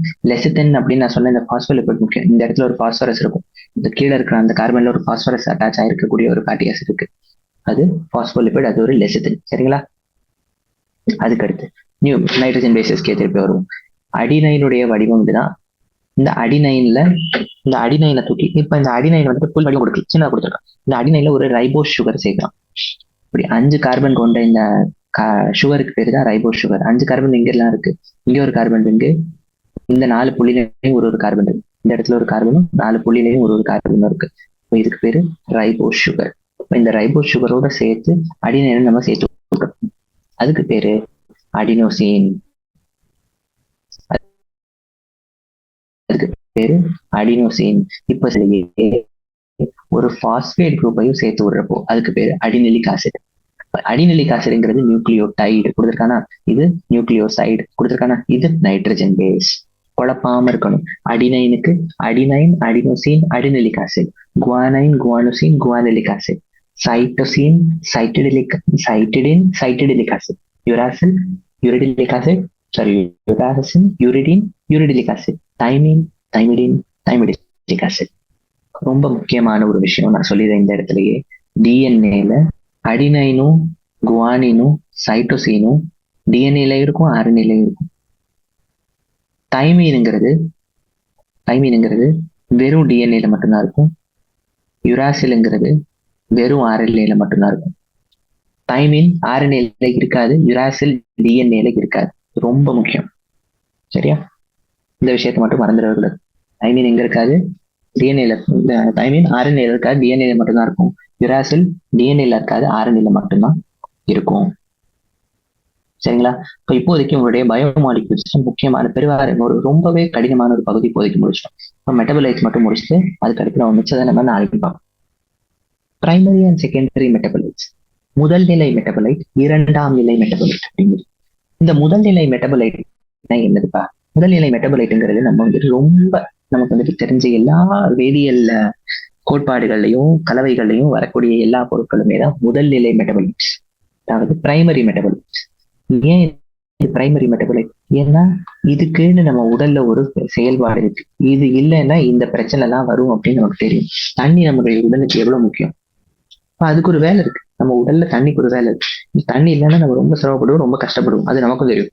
அப்போ முதல் நிலை மெட்டபலைட்டுங்கிறது எந்த மெட்டபலைட்னா, இந்த மெட்டபலைட்டினுடைய செயல்பாடு நம்ம உடல்ல என்னங்கிறது நமக்கு தெளிவா தெரியும். இந்த மெட்டபலைட்டுக்கு இந்த வேலை இருக்கு அப்படின்னு நமக்கு தெரியும். இரண்டாம் நிலை மெட்டபலைட்டுங்கிறது இந்த மெட்டபலைட்டுக்கு நம்ம உடல்ல என்ன வேலை இருக்குன்னே நமக்கு தெரியாது. எதனால இந்த மெட்டபலைட் நம்ம உடல்ல இருக்குன்னே நமக்கு தெரியாது. ஆனா அது இருக்கும். ஆனாலும் அது நம்ம உடல்ல இருக்கும். பல கலவைகள்ல அது செயல்படும், ஈடுபட்டிருக்கும். மெட்டபாலிசம்ல அது வந்துட்டு முக்கிய பங்காற்றும், அதெல்லாம் இருக்கும். இது நம்ம உடல்ல என்ன செஞ்சுட்டு இருக்கு அப்படின்னு நமக்கு தெரியாது. அதுக்கு பேருதான் செகண்டரி மெட்டபலைட்ஸ். சரிங்களா? அப்போ என்னெல்லாம் இருக்கு? நம்ம பயோமாலிகுல்ஸ் எல்லாத்தையும் எழுதுறப்போ அமினோ ஆசிட்ஸ் நிச்சயமா வரும், கூட்டு சர்க்கரைகள் நிச்சயமா வரும், நியூக்ளிக் ஆசிட்ஸ் நிச்சயமா வரும், கொழுப்பு நிச்சயமா வரும். இதுக்கெல்லாம் ஒரு வேலை இருக்கு நம்ம உடல்ல. என்ன வேலைங்கிறத நம்ம அப்புறம் பார்ப்போம். ஆனா இப்ப இதனாலதான் இந்த எல்லாத்தையுமே வந்துட்டு மெட்டபலைட்ஸ் அப்படின்னு சொல்றோம். ஆனா அனிமல் டிஷ்யூஸ்ல நம்ம பார்த்தோம்னா இந்த மாதிரி காம்பவுண்ட் வந்துட்டு எல்லா காம்பவுண்டையும் எழுதிருப்போம். அந்த ஃபர்ஸ்ட் நம்ம போட்டோம் இல்லையா ஒரு list, carbon, hydrogen, oxygen, nitrogen, அதெல்லாமே பிரைமரி மெட்டபலைட்ஸ்னு கூட சொல்லலாம். ஆனா இந்த பிரைமரி மெட்டபலைட்ஸையும் தாண்டி முதல் நிலை மெட்டபலைட்ஸ் எல்லாத்தையும் தவிர்த்து இரண்டாம் நிலை மெட்டபலைட்ஸ்ல இருக்கு. இந்த இரண்டாம் நிலை மெட்டபலைட்ஸ் என்னவா இருக்கலாம் அப்படின்னா, ஆல்கலாய்ட்ஸா இருக்கலாம், ஃபிளேவனாய்ட்ஸா இருக்கலாம், ட்ரக்ஸா இருக்கலாம், லெக்டின்ஸா இருக்கலாம், ரப்பரா இருக்கலாம், ஆயில்ஸா இருக்கலாம், பிக்மெண்ட்ஸா இருக்கலாம், கம் ஸ்பைசஸா இருக்கலாம், பாலிமர்ஸா இருக்கலாம், டெர்பினாய்ட்ஸா இருக்கலாம், டாக்ஸின்ஸா இருக்கலாம், லெக்டின்ஸா இருக்கலாம். அப்ப இது எல்லாமே என்ன செய்யுது நம்ம உடம்புல? நம்ம உடம்புல மெலனின் அப்படின்னு ஒரு பிக்மெண்ட் இருக்கு. பிக்மெண்ட்னா என்னது? நிறத்தை உருவாக்கக்கூடிய நிறம் கொண்ட ஏதோ ஒரு பொருள்னு வச்சுக்கோம். அந்த நிறம் கொண்ட பொருளுக்கு நம்ம உடல்ல என்ன வேலை? அது நம்ம உடம்புக்கு ஓகே கலர் தருது. கலர் தந்து என்ன ஆகுது நம்ம உடம்புக்கு? எதுவும் ஆகுதா? எதுவும் இதுக்கு வந்துட்டு ரொம்ப முக்கியமான ஏதாச்சும் வேலை இருக்கா அப்படின்னா இல்ல. இதனால வரக்கூடிய வேற ஏதோ ஒரு பொருள் வேணா வந்துட்டு அதுக்கு வேணா டைரக்டா ஒரு லிங்க் இருக்கலாம் அப்படின்னு பார்த்தாலும் இதுக்கு இதனுடைய தற்போதைக்கு இந்த இரண்டாம் நிலை மெட்டபலைட்ஸுடைய வேலைப்பாடு, செயல்பாடு எதுவுமே நமக்கு தெளிவா இன்னும் புரியலைங்கிறது தான் செகண்டரி மெட்டபலைட்ஸ். இரண்டாம் நிலை மெட்டபலைட்ஸுடைய எந்த ஒரு வேலையும் எந்த ஒரு பயன்பாடும் நமக்கு இப்போதைக்கு சரியா தெரியாது அப்படிங்கிறதுதான் உண்மை. ஆனா முதல் நிலை மெட்டபலைட்ஸ்ங்கிறது எவ்வளவு முக்கியங்கிறது எல்லாருக்கும் தெரியும். இரண்டாம் நிலை மெட்டபலைட்ஸ் பத்தி அந்த அளவுக்கு யாருக்கும் ஒரு ஐடியா இல்லை அப்படின்னு நம்ம சொல்லிக்கலாம். சரிங்களா? இரண்டாம் நிலை மெட்டபாலைட்ஸ் பத்தி அந்த அளவுக்கு யாரும் ஒரு ஐடியா இல்லை. அதுதான் சொல்ல போனா உண்மை. சரியா? அப்ப இங்க இரண்டாம் நிலை மெட்டபாலைட்ஸ்ல அப்ப என்ன வருது அப்படின்னா, முதல் பிக்மெண்ட் வருது, ஆல்கலாய்ட்ஸ் வருது, எசென்சியல் ஆயில்ஸ் இருக்கும், டர்பீனாய்ட்ஸ் இருக்கும், டாக்ஸின்ஸ் இருக்கும், லெக்டின்ஸ் இருக்கும், ட்ரக், பலவிதமான ட்ரக்ஸ் நம்ம உடம்புலயே வரும் அதெல்லாம் இருக்கும், அப்புறம் பாலிமரிக் சப்ஸ்டன்சஸ் இருக்கும். இது எல்லாத்துக்கும் உதாரணம் உங்க புக்ல இந்த டேபிள்ல கொடுத்துருக்கான். இந்த டேபிளை மட்டும் விட்டுட்டு போயிடாது. பரீட்சையில இந்த டேபிள் வர்றதுக்கு நிறைய வாய்ப்பு இருக்கு. நிறைய சும்மாலாம் சொல்லு, நிறைய வாய்ப்பு இருக்கு இந்த டேபிள் வந்துட்டு உங்க பரீட்சையில வருது. அப்ப என்னெல்லாம் வருது, இந்த மெட்டபாலைட்ஸ்ல என்னெல்லாம் இருக்கு? முதல் எடுத்தோம்னா பிக்மெண்ட் இருக்கு, ஆல்கலாய்டு இருக்கு. ஆல்கலாய்டுங்கிறது அது ஒரு தனிவிதமான ஒரு காம்பவுண்டுடைய குழுப்பா, சரியா? அது வந்துட்டு பெரும்பாலும் நீங்க வந்துட்டு தாவரத்துல தான் பார்க்க முடியும். இந்த நம்ம எடுத்துக்கிற இந்த மார்பின் அப்படிங்கிற அந்த ட்ரக்கா இருக்கட்டும், எல்லாமே போதை பொருட்கள் சிலது இருக்கு இல்லையா, அதெல்லாம் வந்துட்டு தாவரத்துல இருந்து வரும். ஆனா எதனால வருது அப்படிங்கிறது நமக்கு தெரியாது. அந்த தாவரத்தினுடைய உடலுக்கு அந்த மார்பின் வச்சுக்கிட்டு ஒண்ணும் பண்ண போறது இல்லை. இப்போ கஞ்சா வந்துட்டு ஒரு தாவரத்துல இருந்தா வருது. ஆனா அந்த கஞ்சா வந்து தாவரம் எதுக்காச்சும் பயன்படுத்துமா அப்படின்னா பயன்படுத்தாது. அந்த தாவரத்தினுடைய உடல்ல அதுக்கு எந்த வேலைப்பாடும் கிடையாது. அதுக்கு பேர் தான் இரண்டாம் நிலை மெட்டபாலைட், இல்லையா? அது வந்து இதெல்லாமே அதுக்குள்ள வரும். அதே மாதிரி எசென்சியல் ஆயில்ஸ், நம்ம எண்ணெய் எடுக்கிறோம். எண்ணெய் வந்துட்டு செக்கில் இழுத்தி நம்ம எடுக்கிறோம். அது வந்துட்டு எள்ளெண்ணெயா இருக்கலாம், நல்லெண்ணெயா இருக்கலாம். இதெல்லாம் இழுக்கிறப்போ அந்த எண்ணெய் செடிக்கு, இல்லைன்னா அந்த சூரியகாந்தி செடிக்கு, ஏதோ ஒரு செடிக்கு, அந்த தேங்காய் மரத்துக்கு, தென்னை மரத்துக்கு, இதுக்கெல்லாம் வந்துட்டு அந்த எண்ணெய் எதுனாலையாச்சும் பயன்பட போதா அப்படின்னா கிடையாது. அந்த எண்ணெயினுடைய பயன்பாடு அந்த உயிரினத்தினுடைய உடல்ல இல்லை அப்படிங்கிறப்போ அது பிரைமரி மெட்டபலைட் ஆக முடியாது. அதுதான் இங்க சொல்ல வராங்க. பிரைமரி மெட்டபலைட்ஸ்க்கு தெளிவா நம்ம பார்க்கக்கூடிய மாதிரி வேலைப்பாடுகள் இருக்கும். ஒரு சாதாரணமான ஒரு உடல் வந்துட்டு செயல்படுறதுக்கு, ஒரு ரொம்ப சீரா செயல்படுறதுக்கு பிரைமரி மெட்டபலைட்ஸுடைய பங்களிப்பு ஏராளமா இருக்கு. ஆனா செகண்டரி மெட்டபலைட்ஸ் அந்த உடல்ல என்ன செய்யுதுங்கிறதே நமக்கு தெரியாது, இன்னும் நமக்கு புரிஞ்சதே இல்லை. அதனாலதான் அதை தூக்கி நம்ம செகண்டரி மெட்டபலைட்ஸ்ல வச்சிருக்கோம். சரிங்களா? இப்ப இங்க உங்களுக்கு உதாரணம் கொடுத்துருக்கான். பிரைமரி மெட்டபலைட்ஸ்ல எந்த உதாரணமும் கொடுக்க தேவையில்லை, ஏன்னா கிட்டத்தட்ட எல்லாமே முக்கியம்தான். இப்படி எழுத ஆரம்பிச்சா ஆயிரக்கணக்கில் வந்துகிட்டே இருக்கு. செகண்டரி மெட்டபலைட்ஸ் சிலது இருக்கு. என்னெல்லாம் இருக்கு அப்படின்னு மட்டும் நீங்க பாத்துக்கோங்க. லெக்டின்ஸ்க்கு உதாரணம் கான்கனவலின் ஏ, டாக்ஸின்ஸ்க்கு உதாரணம் அப்ரின் ரைசின், ட்ரக்ஸுக்கு கியூமின், பென்பிளாஸ்டின், அதே மாதிரி பாலிமர்ஸ்க்கு ரப்பர், கம், செல்லுலோஸ், இதெல்லாம். இப்போ கம்மும் ரப்பர் வந்துட்டு அந்த ரப்பர் மரத்துக்கு ரப்பர் எதுக்கு? அது பாட்டுக்கு ரப்பர் பாலா வழியுது. ஆனா அதை வச்சு அந்த ரப்பர் மரம் ஏதாவது செய்யப்படுறது இல்லை. இதுதான் சொல்ல வரேன். அந்த ரப்பர் மரத்துக்கு இதனால எந்த பயன்பாடும் இல்லை. அந்த மாதிரி எல்லா பொருட்களும், எல்லா தாவரமுமே, எல்லா உயிரினமுமே, எல்லா கிருமியுமே அப்படின்னு இருக்கிறப்போ, நுண்ணுயிருமே, எல்லாத்துக்குமே வந்துட்டு இந்த உடல்ல இருந்து இதெல்லாம் உருவாகுதுதான். ஆனா அதுக்கு எந்த வேலையும் கிடையாது. டர்பினாய்டு அப்படிங்கிற பேர் இது கொடுத்துருக்காங்கன்னா அதனுடைய வடிவம் டர்பின் வடிவம் இருக்கும். டர்பின்ங்கிறது அது ஒரு கெமிக்கல். அது அதனுடைய வடிவம் இருக்கிறதுனாலதான் டர்பினாய்டுன்னு சொல்றாங்க. மோனோ டர்பின், டைடர்பின், எசென்சியல்ல எந்த விட எண்ணெயாக கூட இருக்கு. எல்லாமே வந்துட்டு உங்களுக்கு செகண்டரி மெட்டபாலைட் தான். ஆல்கலாய்டுங்கிறது மார்பின், கொடியின், அது ஒரு செகண்டரி மெட்டபாலைட் தான். அப்ப இந்த மாதிரி செகண்டரி மெட்டபாலைட்டுடைய இந்த டேபிள் இந்த அட்டவணையில உங்களுக்கு கொடுத்துருக்காங்க இல்லையா, இது இந்த முதல் நிலை மெட்டபாலைட், இரண்டாம் நிலை அப்படின்னு கொடுத்து எல்லாத்துக்குமே பல பல உதாரணங்கள் கொடுத்துருக்காங்க. பரீட்சையில டிரெக்டா கேட்பான், இதுல இருக்கிற எது இரண்டாம் நிலை மெட்டபாலைட் அப்படின்னு கேட்கலாம், அல்லது இதுல இருக்கிற எந்த டாக்ஸின் இரண்டாம் நிலை மெட்டபாலைட் அப்படின்னு கேட்கலாம். இந்த இரண்டாம் நிலை மெட்டபாலைட்ஸ்ல எதை வந்துட்டு நம்ம ட்ரக்ஸா பயன்படுத்துறோம் அப்படின்னு கேட்கலாம். ட்ரக்னா எங்களுக்கு மாத்திரையா கூட இருக்கு. ட்ரக்குங்கிறது எப்பயுமே வந்துட்டு போதைப் பொருளா தான் இருக்கணும் கிடையாது. நம்மளுடைய உடல்ல ஏதோ ஒரு செயல்பாட வெளியில இருந்து வர்ற ஒரு பொருள் செய்ய போகுது அப்படின்னா அது நம்ம ட்ரக்னு சொல்லிக்கலாம். அப்போ இந்த எல்லாமே வந்துட்டு நம்மளுடைய உடல்ல ஏதோ ஒரு செயல்பாடு செய்ய முடியும். இந்த பென்பிளாஸ்டினோ, கர்க்யூமினோ, இதெல்லாம் வந்துட்டு பல செயல்களை செய்ய முடியும். டிஜிட்டாலிஸோ இதெல்லாம் செய்ய முடியும். அப்போ இதெல்லாமே தானே வந்துட்டு என்னன்னு சொல்றோம், இரண்டாம் நிலை மெட்டபாலைட்ஸ் அப்படின்னு சொல்றோம். இதோட நான் வந்துட்டு பிரைமரி மெட்டபாலைட், செகண்டரி மெட்டபாலைட்டுடைய வித்தியாசத்தை சொல்லி முடிச்சுட்டேன். வந்துட்டு நிம்பாட்டிக்கலாம் நம்மளுடைய லெசனை மிச்சம் காட்டிடுறேன். இன்னும் உங்களுக்கு என்னெல்லாம் இருக்கு அப்படின்னு காட்டிடுறேன். நமக்கு இன்னும் இருக்கக்கூடியது இதெல்லாம். அனாலிசிஸும் மெட்டபாலைட்ஸும் முடிச்சிட்டோம். Macro molecules, proteins, polysaccharides, nucleic acids, protein ஸ்ட்ரக்சரும் கடைசியில நொதிகளுடைய ஸ்ட்ரக்சர் என்சைம்களுடைய முடிச்சிருவேன். சரி, இதை மிச்சதெல்லாம் நம்ம அப்புறம் பார்க்கலாம். சரி, நன்றி.